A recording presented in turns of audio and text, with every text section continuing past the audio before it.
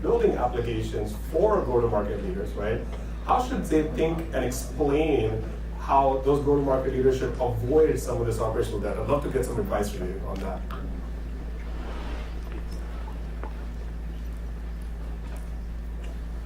So just make sure I clarify the question. So you're asking, like, how do they avoid maybe operational issues when they integrate into it? Okay.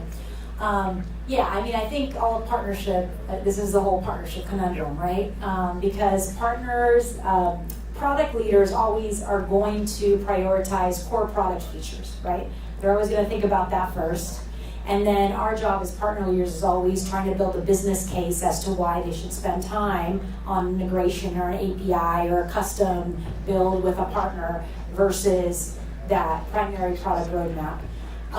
And so what I've always done is make sure that we really understand who the user is, what the use case is, why we think this integration is going to be additive to our customer base.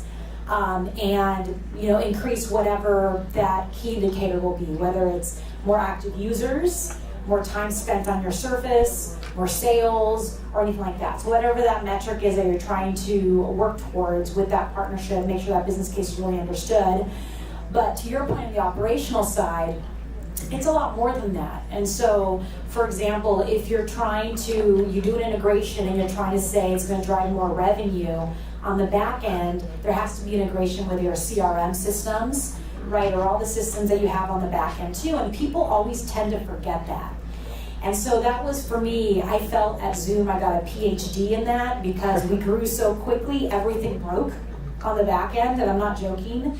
And so I literally had to sit there with every layer of all the infrastructure, all the different systems that we use, from provisioning to CRM to our data and analytics platform, everything that we did to understand what had broken when we were trying to process orders or do the integration piece. And so I guess the only thing that I would advise is if you're a partner leader, I guess, and you're really thinking about how I increase my product stack through integrations, look at the whole touch points of that whole customer life cycle and really sit down as on the sales side as well as the product side, how this will go from end to end and whether there are any broken pieces. And so I have found that people don't tend to do that. People tend to have ideas like, oh, if I do this integration, I'm gonna get more sales. Okay, well, how will that actually be processed and done? Like, who's touching it? How is that gonna happen? Right, is this a co-sell or a resell? Or what does that look like? And then people throw around terms like embed, like I'm gonna embed this. What does that mean actually? And all these different things. And so, I will always say ops is the unsung hero. I ran operations at Zoom for my team because of this complexity. I just give it to me, let's figure this whole thing out. And I have so much respect for the operations team. Like, a great operations leader is worth gold. So.